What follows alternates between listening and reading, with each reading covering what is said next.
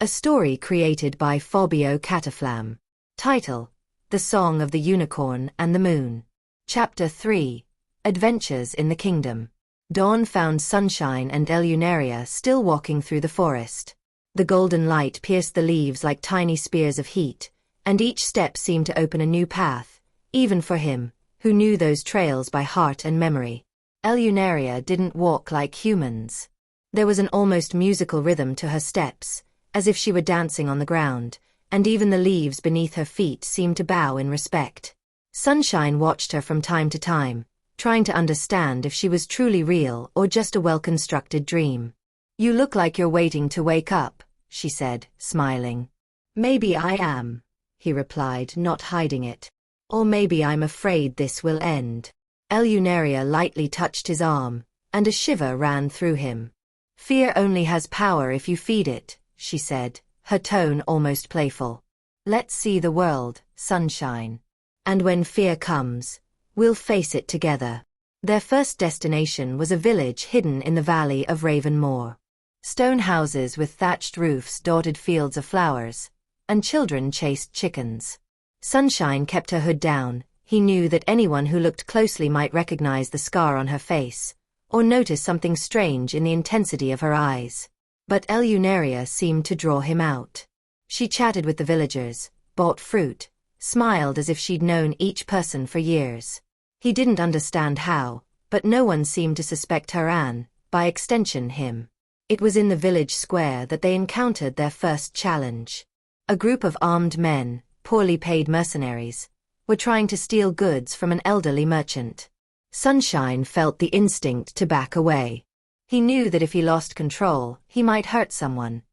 But Eleunaria, realizing it, caught his fist. "If you're going to fight, fight for what's right," she said. "Not for anger."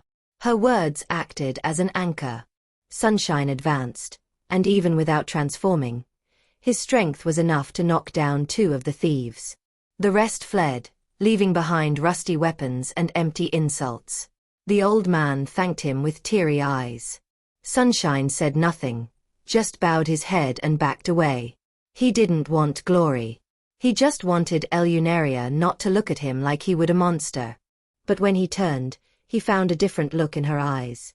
A gleam of pride, as if confirming what he already knew: he was more than his curse. They continued their journey for the next few days.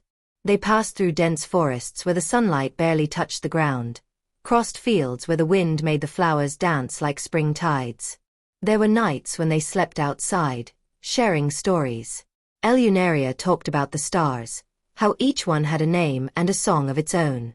Sunshine, shy, recounted small memories from his childhood, fragments of a time when he still believed he could be like any other man. It was on one of those nights, by a modest campfire, that Eleunaria asked her, "Sunshine, if you could choose, would you rather never have been cursed?" He took a moment to answer. "Yes. And no." "No." She arched her eyebrows. "The curse took a lot from me, but it also kept me away from the wars of men. It taught me to listen to the forest, to value peace. And perhaps if I weren't like that, I would never have asked the moon." The silence that followed was thick, but beautiful. Eleunaria looked at him as if she'd found something precious in his answer. But the kingdom's roads weren't all calm. At the edge of the grey mountains, they encountered a creature of shadows, something that fed on fear. It had no fixed form: now wolf, now bear, now man, and the air around it trembled like desert heat. Sunshine's instincts screamed. The transformation began before he could contain it. The pain came quickly, bones shifting, blood burning. Eleunaria backed away, not out of fear, but to give it space. In seconds, the war unicorn was facing the monster. The clash was brutal: hooves against claws, light against shadow. Sunshine advanced with controlled fury, remembering what Eleunaria had said: fight for what was right. Each blow of the horn drove the creature back, until it dissolved into mist, disappearing into the night. When the fight ended, Sunshine was still panting. He was afraid to look at Eleunaria, afraid to see in her eyes the same terror he had seen so many times in others.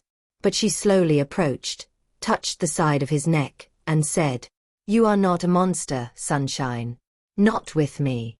Those words stayed with him like a brand. And without them realizing it, love was no longer just in the little things, it was growing like a root, firm and inevitable. End of chapter 3.